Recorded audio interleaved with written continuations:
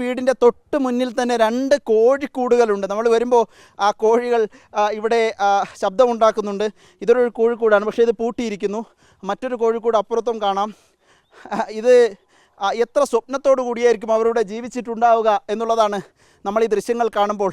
ആ കോഴിക്കുഞ്ഞുങ്ങളെ തുറന്നു വിടാൻ പോലും അവർക്ക് കഴിഞ്ഞിട്ടില്ല. ആ രൂപത്തിലായിരുന്നു ഇവിടുത്തെ സാഹചര്യം എന്ന് നമ്മൾ ഈ ഒറ്റ ദൃശ്യം മതി, ഒരൊറ്റ ദൃശ്യത്തിലൂടെ നമ്മൾ കാണുകയാണ്.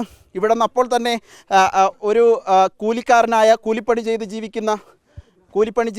ജീവിക്കുന്ന ഈ വീട്ടുടമസ്ഥൻ, ഒപ്പം ജീവിക്കുന്ന ഭാര്യ, 2 ചെറിയ കുഞ്ഞുങ്ങൾ, ഇവർ ഇവിടെ നിന്ന് ഉടൻ തന്നെ ഓടി രക്ഷപ്പെടുകയായിരുന്നു എന്നതാണ് ഇവിടെ പ്രദേശവാസികൾ നമ്മോട് പറഞ്ഞത്.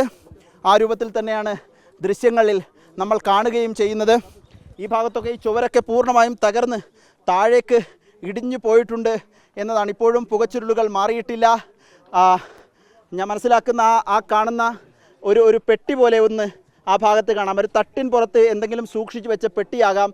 ആ പെട്ടി അവിടെ ഇങ്ങനെ കത്തിക്കരിയുന്നതാണ് ദൃശ്യങ്ങളുള്ളത്. ഒരു സലാമാബാദ് എന്ന ഇന്ത്യയുടെയും പാക് അധിനിവേശ കശ്മീരിൻ്റെയും പാകിസ്ഥാൻ്റെയും അതിർത്തി മേഖലയിലെ അവസാന ഗ്രാമമാണിത്, സലാമാബാദ്.